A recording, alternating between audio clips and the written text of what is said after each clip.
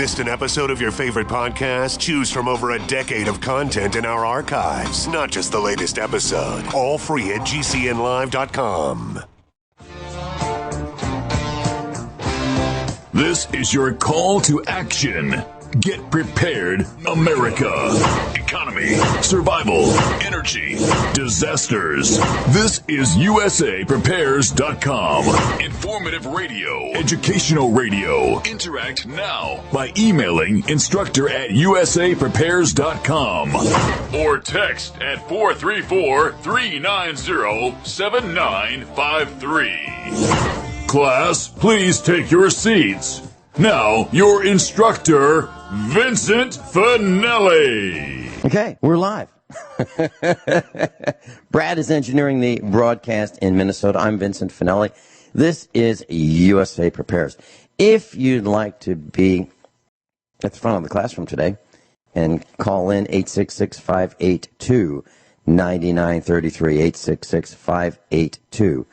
866-582-9933. Telephone listen line is up and running, 605-477-3249, 605-477-3249. We are contacting Guineith Isaacs as I speak, and I just wanted to tell you something that I have to do, probably during one of the commercial breaks here at USA Prepares this morning.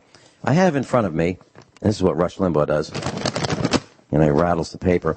I have in front of me the bill, the monthly bill from CenturyLink.com, and it says that our farm telephone service is $89.90 before tax, and tax.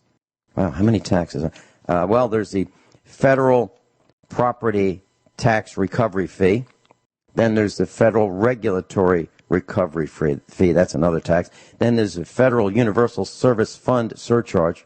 And then there's the Missouri sales tax. Then there's the Missouri Universal Service Fund surcharge tax. Then there's the county tax. So there's 6 taxes on our phone bill. But it doesn't stop there.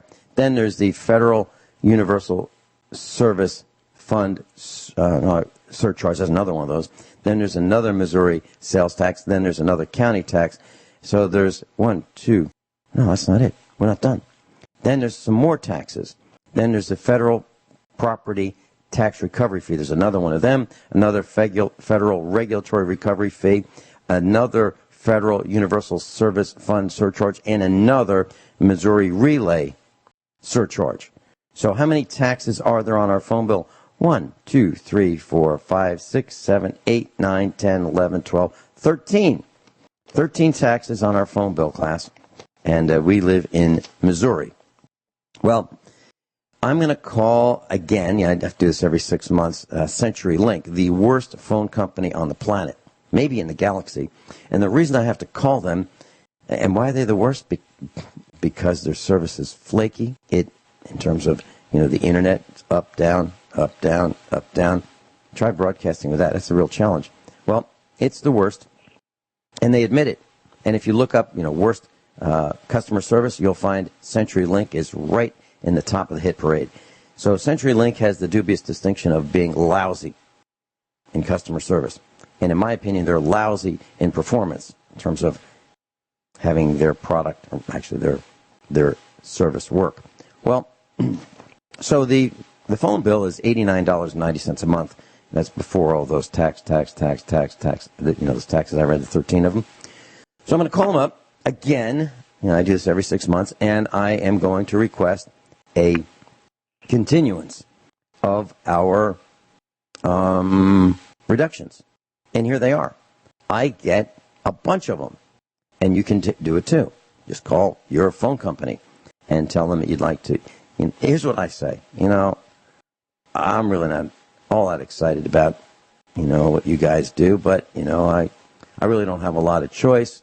I don't mean to beat you up, but I don't know if I need your phone service anymore. I've been with you guys for years, over a decade, and I don't know if I can justify it anymore. And they go, well, let's see what we can do. So here are the discounts I get. I get a loyalty credit of $10. Then I get another loyalty credit on top of that of $5. Then I get a loyalty discount, which is different, I guess, of $5. Then I get a promotional discount of $20. Then I get another promotional discount, which is $10. Then I get another promotional discount, which is $2. So we have driven our farm phone bill with CenturyLink, the worst telephone company on the planet, at least, down to $37.90. It was $89.90. It's down to $37.90 with all of these discounts. So can you do it? Absolutely. Absolutely. And I think you ought to consider doing it because it works for us. And I just have to get on the phone and, explain it to them over and over and over. And, they're an equal opportunity employer. They employ people who have no clue. But they're no worse than anybody else, which is the American way. That I guess, should be the motto of most companies in the United States today.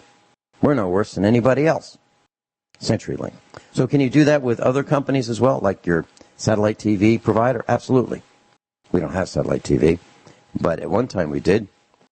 And it started out at $19.95, and every year they'd raise it up. And pretty soon it got to be $50, $60, $70, and I would claw it back down to maybe $30 or $35.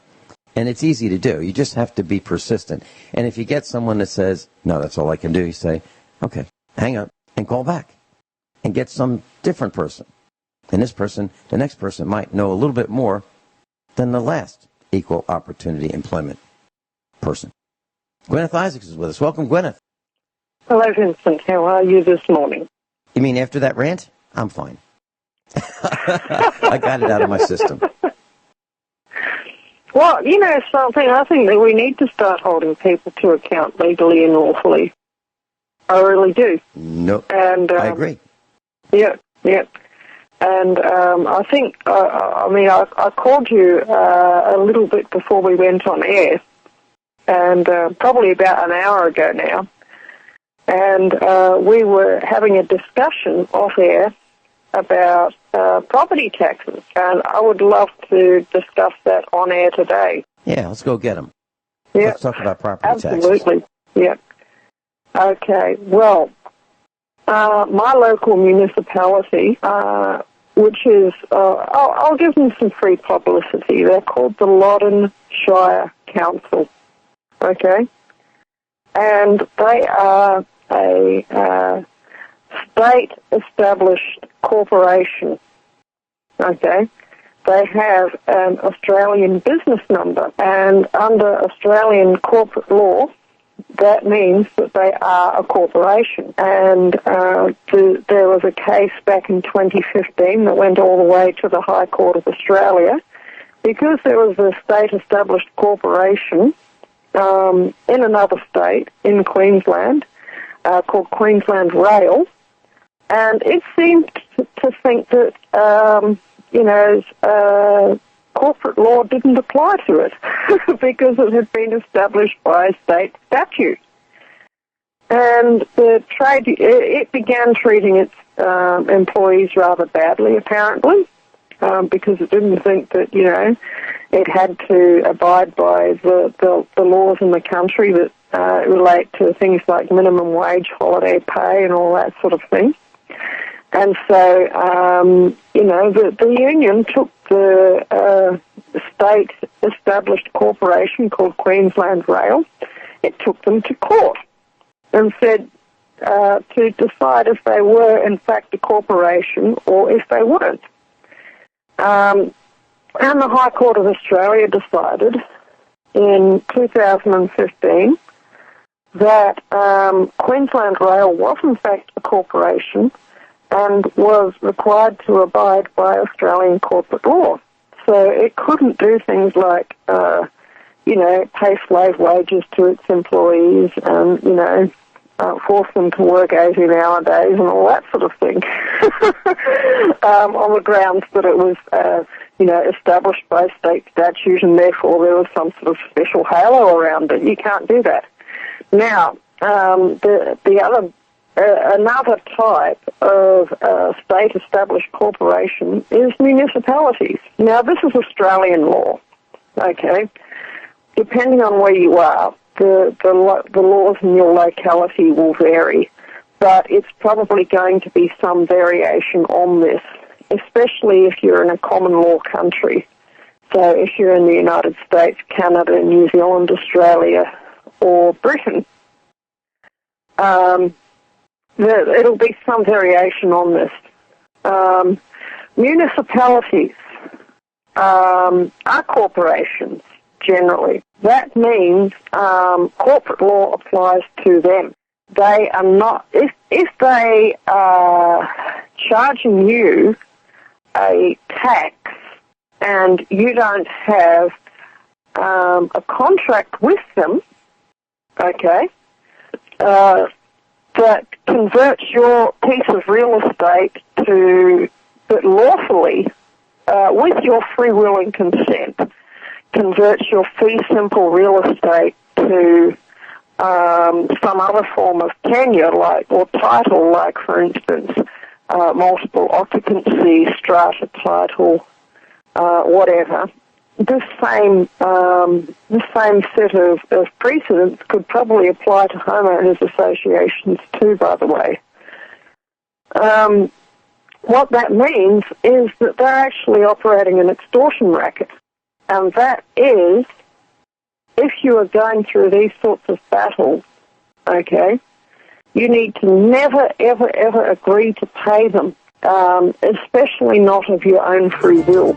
And I think that the time has come for a property tax lawful rebellion, where we all just need to stop paying our so-called property taxes on the grounds that they are nothing more and nothing less than extortionate notices of demand. Gwyneth, hold that thought. Hold that thought. Without consent. Hold that thought, Gwyneth. We'll be right back. Gwyneth, if I'm not mistaken, you called for a real estate tax rebellion in Australia. Are you talking about worldwide? I'm talking about worldwide. Okay. These people are a bunch of Satanists, for crying out loud. And ultimately they control us from the grassroots through the property taxes. That's just how it is. Around here they certainly are. You know, I'll study magic as a part of my work. As you know, as you can see it. And I've got friends who work for the local municipality, and there's only about 2 or 3 people out of the maybe 50, probably about 20 office staff. There's probably only about 2 people who are not completely evil. That's the office staff. The road crews and all the rest of it, a much better type of person. The ones who actually do the hard labour, maintain the gardens, fix the potholes and all that sort of stuff. Gwyneth, I've got a comment. About them, but I'm talking about the people who work in the office. They're basically totally evil. I've got a comment on what you said. It used to be that when I went into a government office, I thought there was a distinction between the boss, who was evil, okay, and the little people, the secretary and the receptionist. I don't think that anymore. No. I think that the boss is evil and wants more of what I have worked for, and all he's doing is working to steal from me. Okay, that's the way I perceive it. Yeah. And his secretary is in cahoots with the boss, and the receptionist is in cahoots, and the data entry people, they're all in cahoots to steal more of what I've earned, and I resent it. So it used to be that, Mrs. Finelli and I would go into a government office, and she'd say, well, yeah, they're just doing their job. And for a while, I agreed with her. Now, we both agree, no, they're not just doing their job. They are trying to steal from us. Their job is to... racket. Right.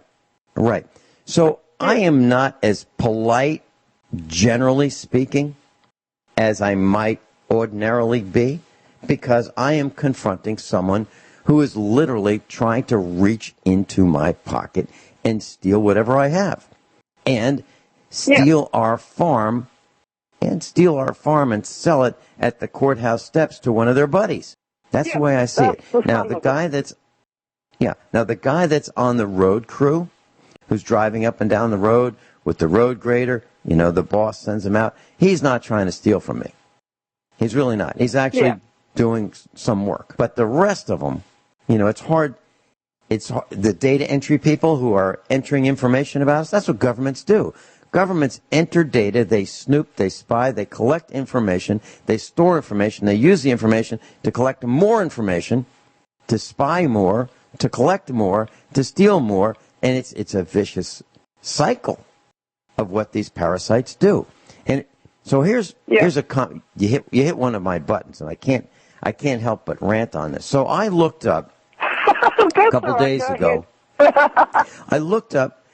Well, I lived on the East Coast. I grew up on the East Coast, and my parents in 1960 built a house. Actually, they had it built for them, and it was their plans, and it was an average size home in a nice area that used to be a farmland that was a development. It was 1 acre. Everybody had 1 acre, and we had an average size home for that new development. It was in the rural part of the country on the East Coast. Average size house, average construction, 2x4 construction with fiberglass insulation, cedar shakes on the side, composition roof. It was a ranch house. Taxes were $188 a year, and I know in 1962. Right. When we come back, I'm going to tell you what the average taxes in that same area of the country are now. You won't believe it. You won't believe it. Just remember that number, 188. We'll be right back. So when I was growing up in the 1960s, I was born in the 1950s, but in the 1960s, my parents built a new house, and it was an average house.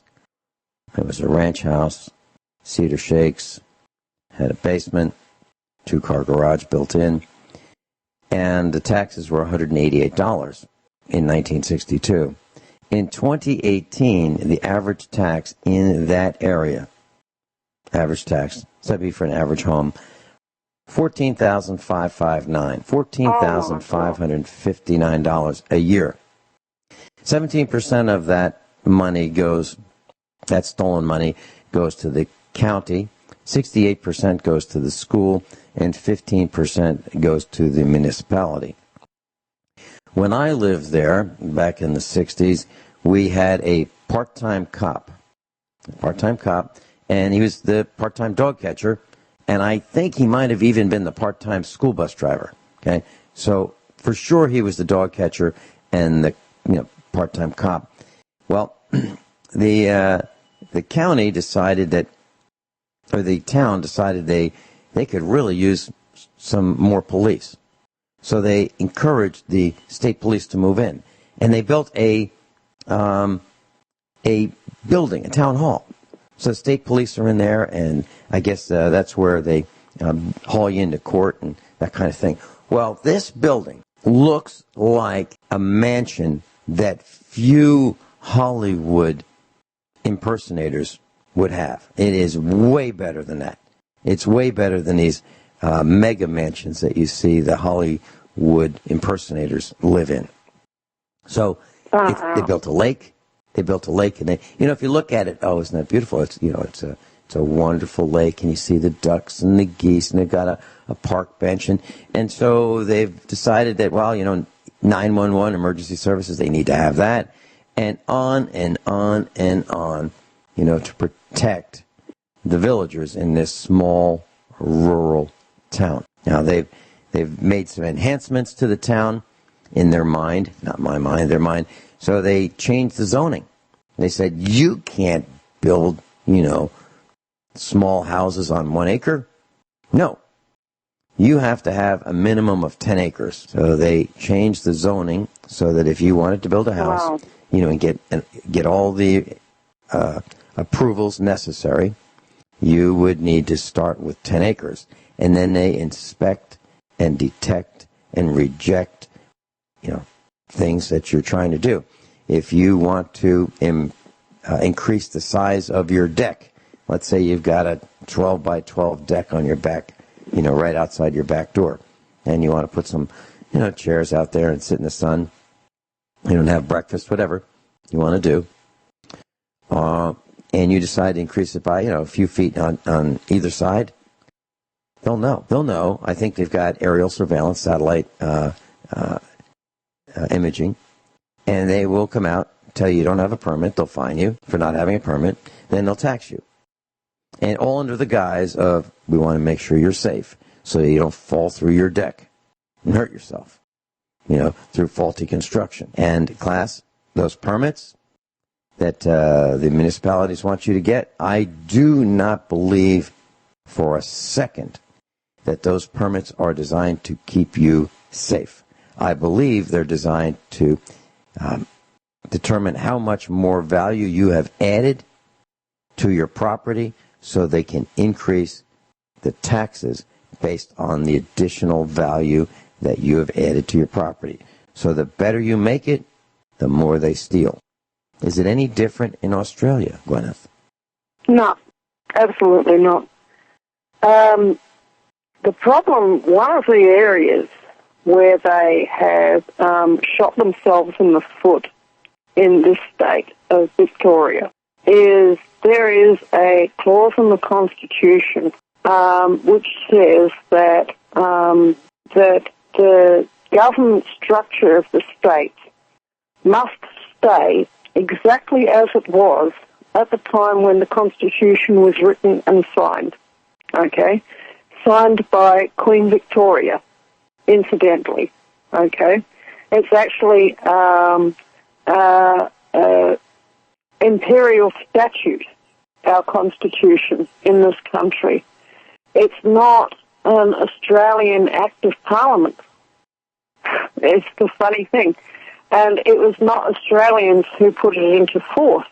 It was put into force by Her Majesty Queen Victoria.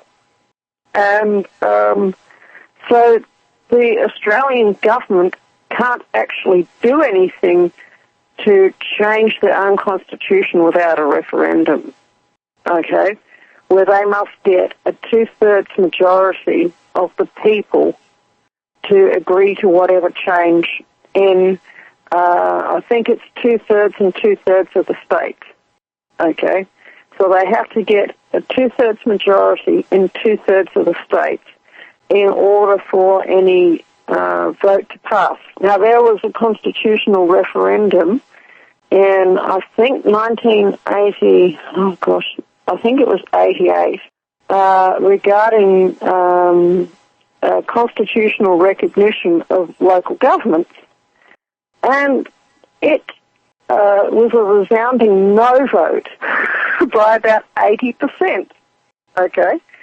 And 80% of the population in every state of Australia declared that they did not agree with local government and that they did not want local government in their state or in the Commonwealth of Australia, which means that local government in this country is unconstitutional because, funnily enough, the Victorian State Parliament responded to that constitutional result by, guess what they did? They, in 1989, I think, instituted a state act of parliament after the referendum had been a resounding no vote to constitutional recognition of local government. And guess what this state act of parliament was called? It was called the Local Government Act. How's that?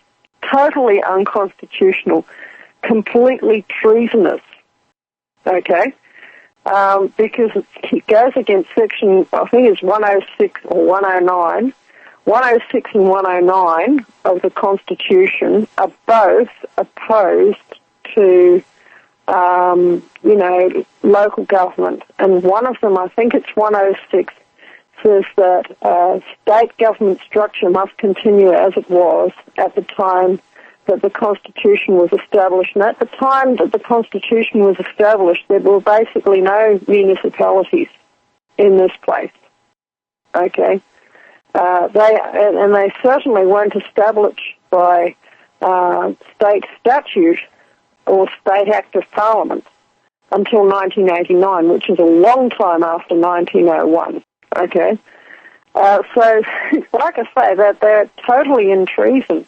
And then they set them up as a corporation with an Australian business number, and then they send people out invoices and demand payment of these invoices, basically with the threat that if you don't pay the invoice, that they are going to rob you of your land.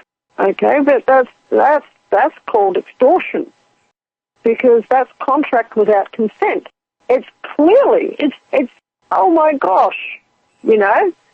There's no way that what they're doing is legal. It's absolutely 100% an extortion racket. And the thing is, here in Australia, we still have our High Court representing what it ought to do. Okay? It still generally puts out decisions that are in line with British common law and that are in line with the Commonwealth of Australia Constitution, okay, which is in this country is our founding document. It doesn't give us quite as many rights and freedoms as your Constitution in the United States, but it certainly gives us a great many, okay. And one of the other ones is that states are not allowed to raise military forces. Okay? So the state governments under our Constitution are not permitted to organise militias. And there's a very, very good reason for that, because Australia is a nation where traditionally the government organised the police to be a militia and would go around and oppress and actually just kill people, more or less just for the sake of it, in the early history of Australia, because this place used to be a prison colony.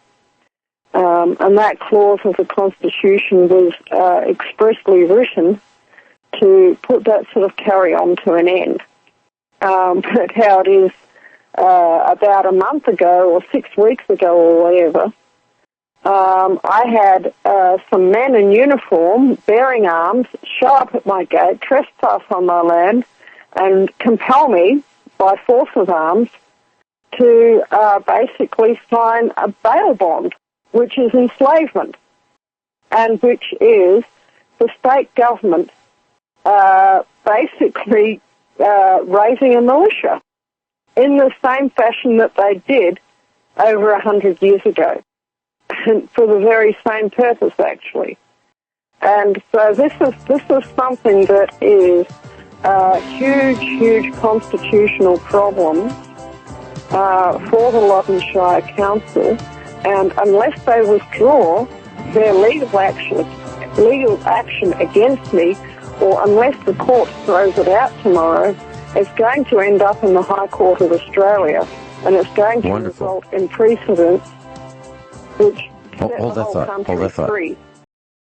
And our taxes were really low here in Missouri, and we are among the lowest taxed counties in the United States. And as soon as we built our house, 18 months later, the revenuer came over and bam, our taxes went way up, way up. I didn't know there was a house back here, and we were then taxed on it. Well, that's what they do. That's what they do. And I was talking to one of our neighbors, and I was explaining how I challenged our taxes at the revenuer's office, the county tax assessor's office, as they call it. And I said that, I got ours lowered. I said, why don't you go? well, I'm paying less than my neighbors, and, I don't want to rock the boat. I don't want to bring any attention to myself, so I'm not going to do it. How often have you heard that? Like 100% of the time. There are people who believe that the other guy is paying more, and it's probably incorrect information that the other guy is paying more. They just think that. And people are afraid of IRS audits, Internal Revenue Service, as they call themselves, audits. They're afraid of the tax assessor assessing them more, and they think that, well, it's just not so bad. It's only gone up a little bit this year, only went up a little bit last year, only went up a little bit the year before, and only went up a little bit before, the year before that. So it's not so bad. And what's happened? $188 annual tax when I was growing up in 1962 is now $14,559. But, you got a lot of neat stuff. You got the state police there, and you got some parks and recreation, and you call 911 and, have the blue team arrive. It's wonderful. That's what people think. Something, I'd rather be free. Mm-hmm. Yeah, we are. I'd rather be free than have a fancy town hall and an absolutely perfect-looking streetscape. And I've come to the opinion that the better-looking actually, this is completely the reverse of how I used to think. I used to think, if a town's got a nice streetscape, it's probably a good place to live. Now my opinion is almost totally reversed. If I see a town with a regular-looking streetscape, not fancily done up, I think I would rather live in that town with an old-fashioned, old-school type streetscape, okay, than a town with a nice, fancy new streetscape with, roundabouts and road islands and security cameras and all the rest of it. Because the money to install all of that has come from somewhere. And probably it's been crowbarred out of the pockets of the populace. So I would say the fancier the streetscape, probably the more corrupt the municipality is.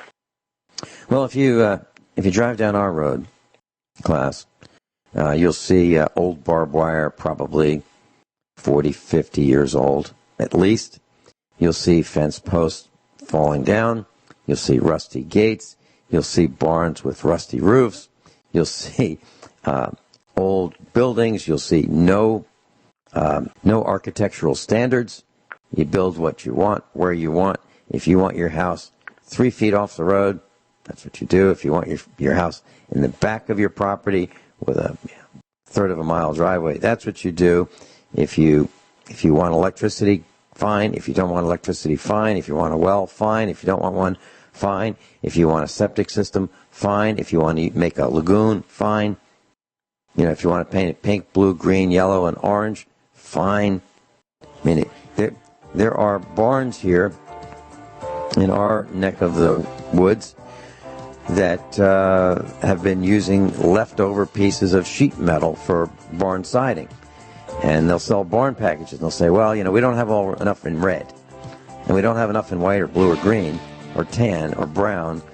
But if we combine them all, we got enough. And you'll see these, striped barns all over our neck of the woods. And some people might say it's unsightly. Farmers say it saved them some money, and they don't care what some people think. So you're absolutely right. I like it the way it is. And when people come here, they think, poor Vin. He and his family are living in misery.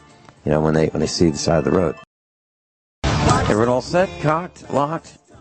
Here we go. Hour number 2 of USA Prepares. Guineith Isaacs is with us. Guineith, I'd like to share with you some information about a new car we bought. Would that be okay? Yep, that's fine. Okay. So we decided that we should buy another car for our family. And as you all know, class, my favorite brand of automobile is Mercedes-Benz. I believe it is the finest automobile brand in the world. But I am absolutely positively not willing to buy a new Mercedes. I think that's beyond nuts.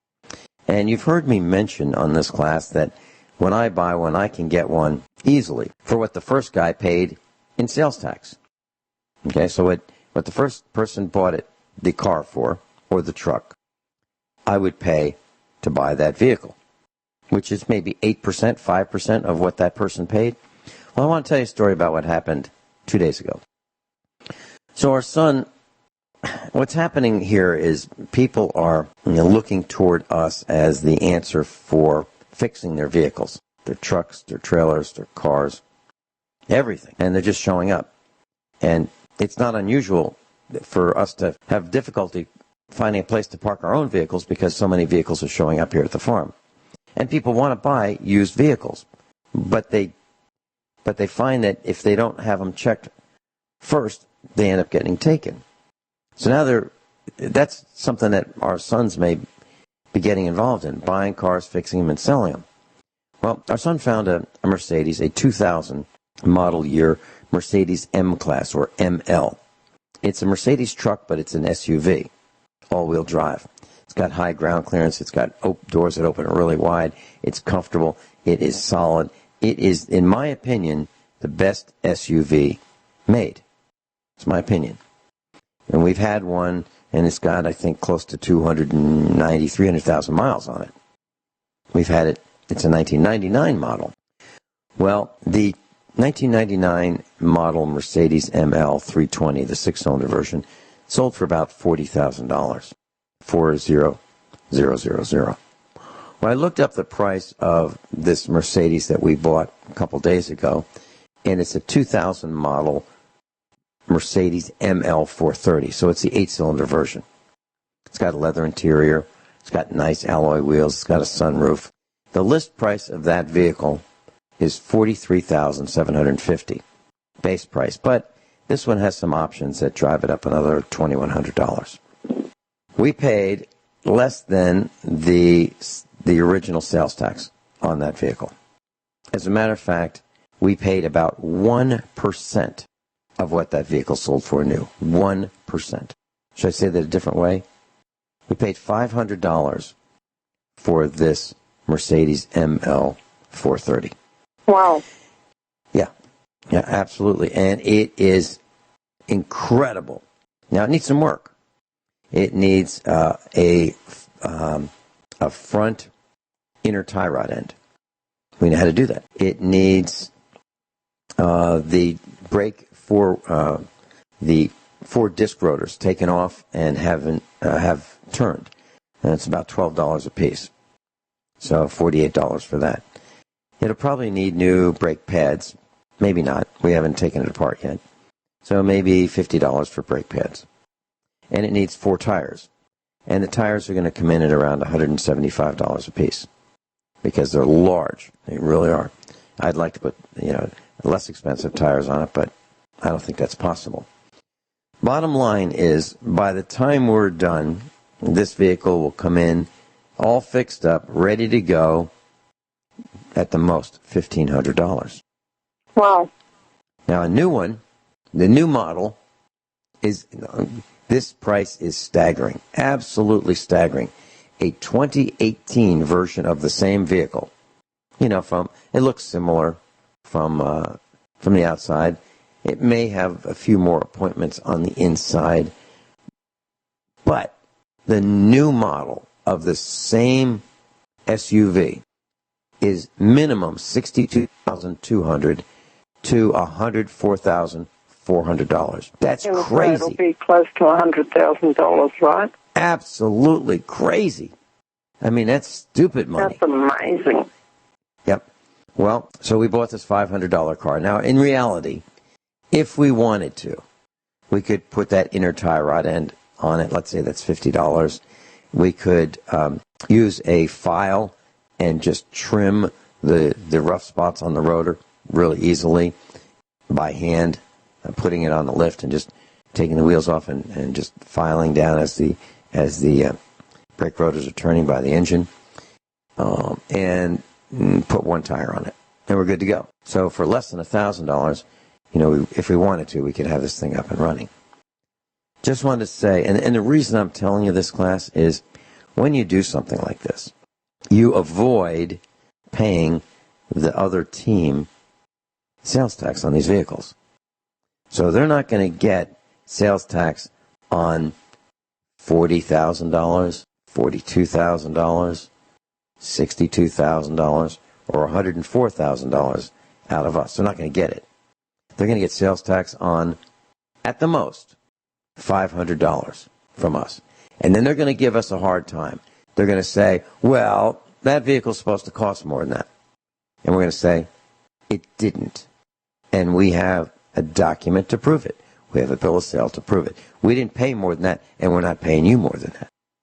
Yeah. And that's what we're going to do. And you can just say, listen, it had multiple mechanical issues, and it was sold as is, which is the truth. And it was. It was sold as is.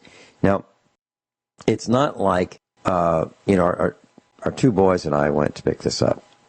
And the person that was selling it, we asked, actually our son asked, how much would you like for the vehicle? He said $500. And our son said, okay, we'll come out there with a trailer, and we'll put it on the trailer, and we'll bring it back home, and we'll pay you the $500, sight unseen. We saw some pictures of it, but, actually walking around it, kicking the tires, nope, didn't do any of that. The guy said that, it had some issues. Oh, it has an air conditioning compressor leak. That's $100, maybe $95 for a compressor. And we know how to change those out. Now, why was it so inexpensive? Several reasons. One, it costs a fortune to have a Mercedes repaired. And there's an old saying, and it goes something like this: there's nothing more expensive than a cheap Mercedes. Now, for us, that's about the truth of it, actually. Yeah. Now, I like it because, Guineith, unless you can do the work yourself. Right. That's exactly right. And that's what we do. We do all of our work ourselves. So if this needed a transmission, we would do it ourselves. If it needed to be rebuilt, we do it ourselves. We have to take the engine out, we'll do it ourselves. And if we've never done it before, it doesn't matter. As a matter of fact, let me tell you another story. So the purpose of that story class is not to pat Vinny on the back and say, look what we did. The purpose of that story is to say, you can do that too. And you don't have to pay these parasites, the treasonous class, taxes on an expensive vehicle. You can buy a used one, and you can learn how to fix it. And if you don't, find a friend who does know how to look at it and figure out what needs to be done to it. And if it makes sense, you can save a fortune. Don't pay these parasites. I'm talking about the blue team, the assessors, and those guys who are all running on your wallet. All right, so here's another story. So one of our instructors had some front-end damage on his car. And he got an estimate about, I think it was $5,700 to fix it. It was a German car. He asked me to look at it, and I looked at it. And I said, hey, we can fix this for $1,500. I know we can. Our son looked at it with me, and he agreed we could do it for $1,500 as a project. I'm not saying that we would charge our instructor friend. No. He and I would work on it together. So we brought the tow dolly over, picked up the car that had the front end damage, and it had some air conditioning condenser damage, front bumper, a lot of plastic parts, broke. And our other son found a used car just like it, same year, everything, just different color, on the internet. And we called and finally got in touch with the person who was selling it. And the person said, I won't take less than $1,250 for it. Had 4 tires, 4 wheels. I mean, it was a little banged up. It wasn't in great shape. But we weren't interested in the car so much as we were interested in the hood, the bumper, some other parts, some plastic parts, headlights, that kind of thing, which would have cost way more than $1,250. So I said, I'll tell you what, how about if we come over and look at it? And so we did. Brought our tow dolly with us. We have a tow dolly. Why? Because we need one. Because sometimes our vehicles break down and we need to bring them back home. So we have a tow dolly, and we met the seller, and it was in a lot rougher shape than she said on the phone. And I said, this was the first time I've done this. I said, it's a lot rougher than you said. And she said, you're right. I said, here's what we're interested in. We're looking at it for parts. And for us, it's worth $1,000. It's not worth $1,250. And she said, okay. So we hooked it up, paid her, and off we went. And I'll tell you the rest of that story when we come back about what we did with the parts and how it worked out. We'll be right back. And you can do it too.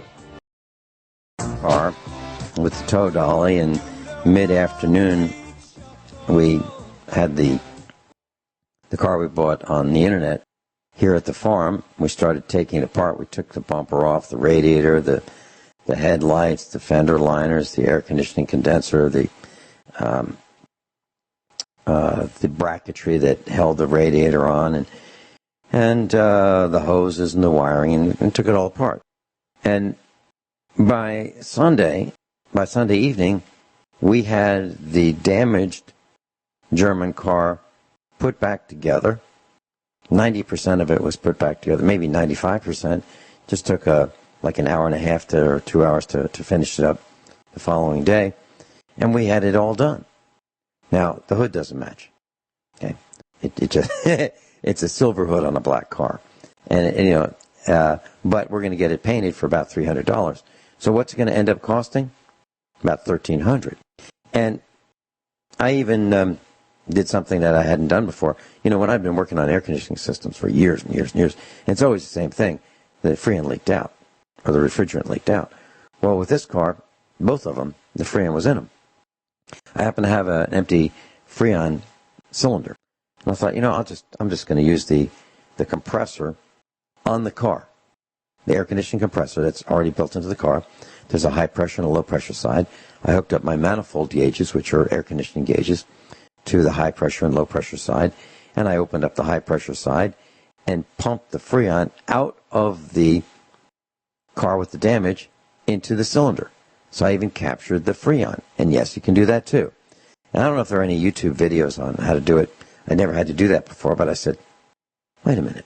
We don't need to get new Freon. We'll just capture this. So we saved another $30 on 3 cans of Freon. So the whole point is, when you get one of these estimates to repair your car, you may be able to do what we did. Find a used one that has the parts that you want. Buy the whole car. Take off the parts that you need and save a fortune doing that. And you can do the work yourself, if you're willing to do it. Now, it took, our instructor and I, it took us a couple days. It took the weekend. And he is absolutely delighted that he has now the skills to be able to do that. And this morning he sent a picture of a van that he saw in town that was smashed in the front. And he took a picture, sent our son a picture of the smashed up van. He said, I can fix that. And he's right. He can. He absolutely can. So the bottom line is, yes, you can. And this is what we are here to tell you at USA Prepares. It's based on our personal experience. It may sound sometimes like we're bragging. That's not why we're doing this. We don't have a radio broadcast to pat ourselves on the back and say, look at us. That's not it. What we're trying to do is say, wait a minute. We put our pants on the same way you do. And if we can do it, you can do it. And you don't have to be held hostage by the guys who want to overcharge you. And the more I see not necessarily good people. The more I see receipts. You're going to do a proper job. Oh, absolutely correct.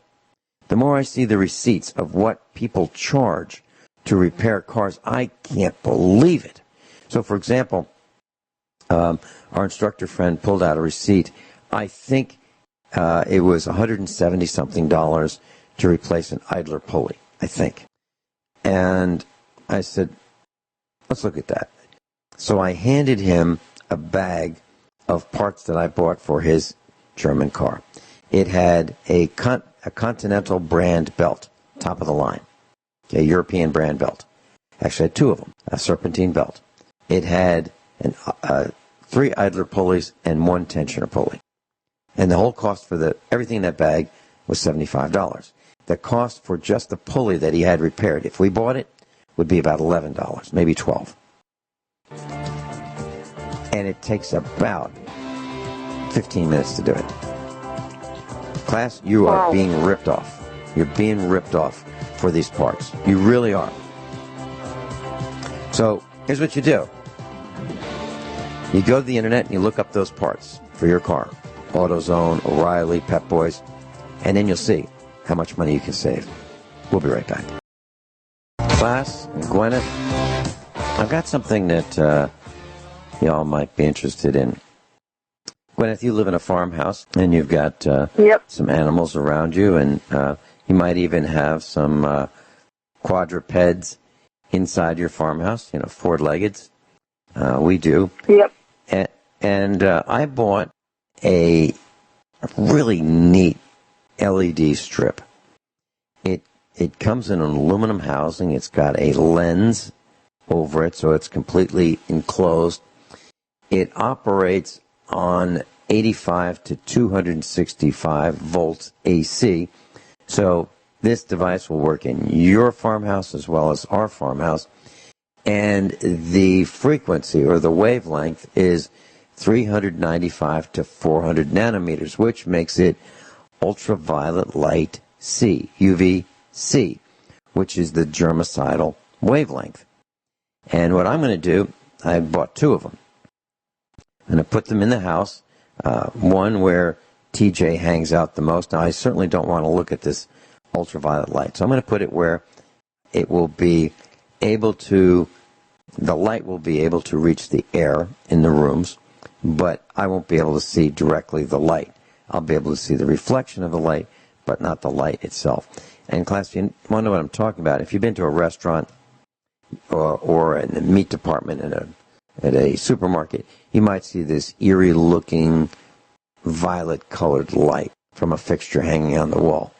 What I'm here to tell you is you can do the same kind of thing, not for hundreds and hundreds of dollars, but for $10 on the internet. So I'm going to test it out. I'll let you know what I think of it. And that's just down home, down on the farm frugality. That's what we do. So what does that sound like to you, Guineith? This device is about a foot long. It's about an inch wide. It's about an inch and a half tall. It's complete. It's got over 20 LEDs on it, ultraviolet wavelength C, germicidal. And my estimation is, I haven't measured it. I just got it yesterday. Opened the package this morning, and I believe it's going to consume about 10 watts of electricity. What are your thoughts on that? Oh, that's not a bug zapper, though, is it? No, it's not a bug zapper. It's just an air purifier. Well, That's I would correct. say you definitely don't want that shining down anywhere where it's going to be shining directly on your skin. Correct. Okay, because UVC is actually carcinogenic. That's correct.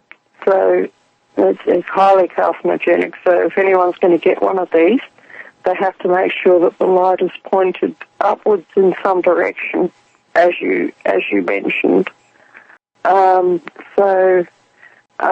would say if you've got worries about bacteria in the air, that's probably a good idea for sterilizing the air in a room. But you would want to put it where there were actually air currents. So we have, yes. That's something that you've got to think about. And I was thinking about a couple different locations. I've already installed two other UVC PL style, Philips lighting style fluorescent tubes in our heating system. And I bought it where you have two tubes and the ballast all in one package, and you drill a hole in your heating duct and you stick it in. I didn't like that. So I separated it. I have one bulb in one section of on one side of the A coil of the air conditioning system, and the other bulb on the other side. I put, I added some wiring to it, and it seems to be working great. Then I thought, what I can do is I can put one of these in the intake, the return, if you will, of the heating system to sterilize the air going in. So I'm going to experiment with where I put them. We also have, in our house, we have some wall sconces. They're not fancy. They are just ceramic sconces that have a standard A19 screw-in light bulb base. So I can put an adapter on that screw-in base. I can wire this pigtail plug for this little LED AC lighting system and just place this AC powered UVC LED lighting strip in the wall sconce so that you will not have a direct view of the LEDs. They will not hit your eyes. They'll be pointing straight up and they'll disinfect the air. So that's what I was thinking. But, it'll look like an operating room in our house with this eerie looking light. I think that on the intake of a ducted heating and cooling system is an absolutely brilliant place for it.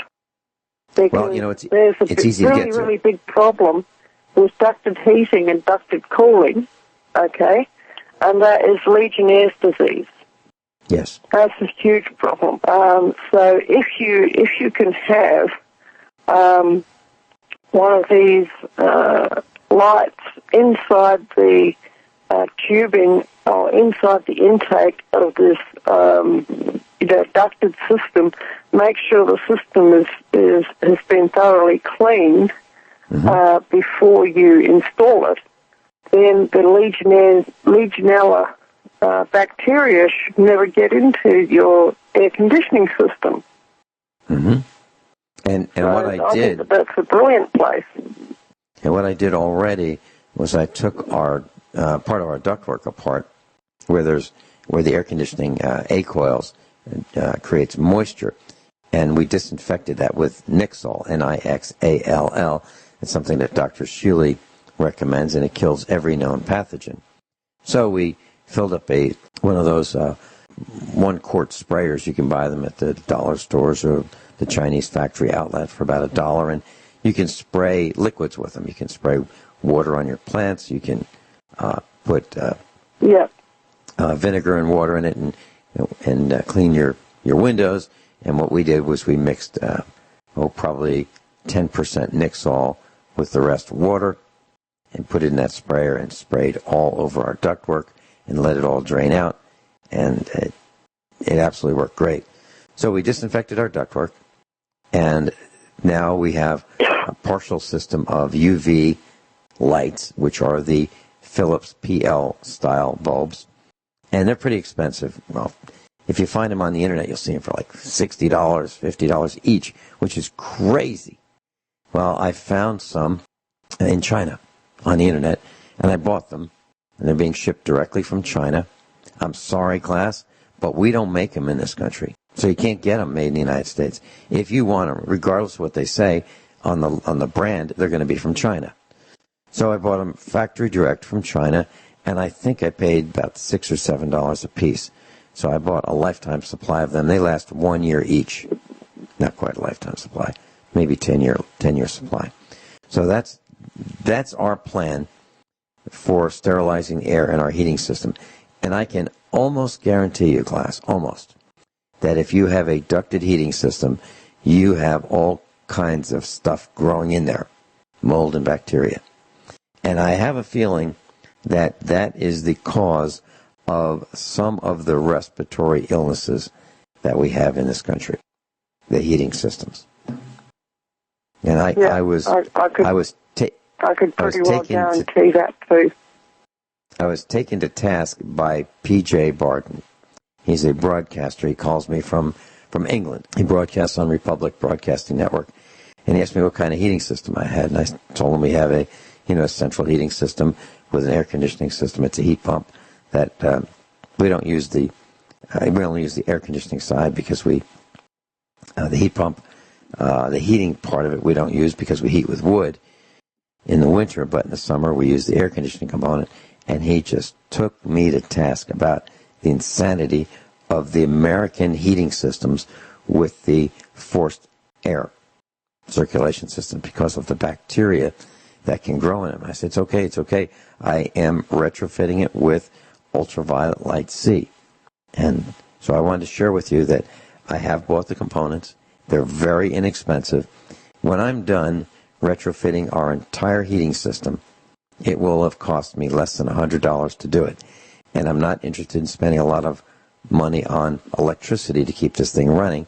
So I'm using the lowest cost, in terms of wattage technology that will do the job that's possible.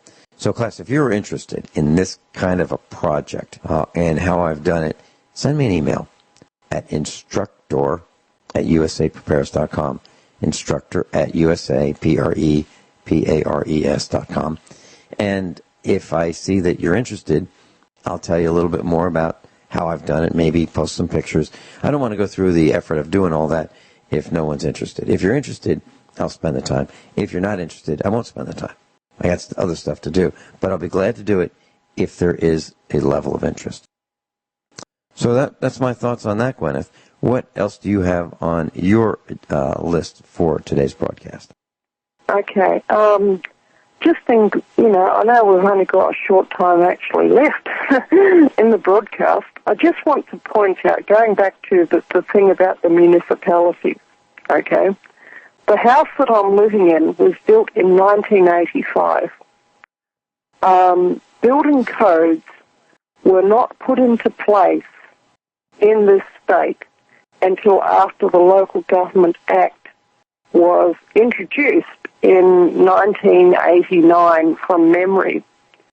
So this house was not built according to code. This house is not going to fall down anytime soon. There are a lot of houses in this district, and needless to say, in the United States and all over the world, that were not built according to so-called building codes. Okay?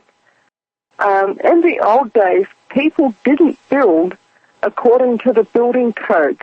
They built according to what pleased them, and generally they built their own houses, and they would build the house so that it would not fall down, so that it would stay up for hundreds and hundreds and hundreds of years, because that's the time scale that people used to think on. Yeah, Does that make sense? I read some comments. Absolutely. I've got a couple comments about our house and building codes. And we built our house. Guineith and I were talking about building codes.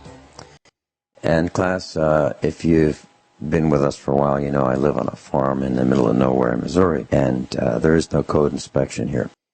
And when we built our house about 13 years ago, I wired it with our son, and our wiring surpasses the electrical wiring code. Now, I own the code book. I bought one, and I've read it cover to cover. Now, some electricians will say that what I did is dangerous. They'll say that soldering all the contacts in the electrical outlet boxes, all the contacts in the switch boxes, and all of the contacts where you join wires together in the junction boxes is dangerous. My response to that is they're wrong, and they need to change professions. It took me a month, literally, to solder all the connections in our house. Literally. We don't meet some codes that might be in other localities, as we don't have railings on the steps outside. So when you come to the side door or the back door or the front door, there's some steps to get there. Wide steps, very wide. But we don't have railings there. Now, in cities, you would be cited for code violation for not having railings there. Well, we don't have anybody to inspect them, and we don't have any enforcement, and we don't have codes that are applicable where we have our farm. And maybe if I ever get to it, I might put some in, but that would be my choice. We don't have paved walkways, to the doors that that you use to enter the house. We don't have any landscaping around the perimeter of our house, nor any of our buildings. And that's by choice. But by not having landscaping, we don't have to clean leaves out of the gutters. And by not having landscaping, we don't have snakes around the perimeter of our house. And by not having landscaping, we don't have burglars hiding in the bushes. It's all by choice. Now, would it look more attractive if we did? I'm pretty sure it would. But we're not doing it. Your thoughts, Guineith, on what I just said? I would say fair enough. I would say that people generally know how to arrange their living spaces to suit them. And they don't need Big Brother basically peering his nose in to every little thing of what they're doing. And, I mean, if anybody still has any doubts as to humans' abilities to build houses that are really good, really strong, they should look at some of the 100 and 200-year-old houses in the United States that are the big, plantation mansions that they used to have. None of them are built according to code because there weren't any codes. Okay? And they are absolutely splendid places to live. And there's also a lot of smaller buildings as well, right down to, you were mentioning the slave quarters. Okay? They were perfectly adequate places to live. They were more humble, but I'm sure that the people who were living there led reasonably comfortable lives, and, we don't need Big Brother telling us what to do, how to make our buildings, how to live our lives on any level. We are perfectly capable of arranging and organising that for ourselves. And I would just like to say, I know that we only have a few minutes left. If anybody out there in the class is inclined to pray, I would ask for your prayers, especially probably in around about 8 hours' time, 8.5 hours' time. Because that's when Guineith is... me, as I am facing this courtroom. Guineith will be in court tomorrow. Yes.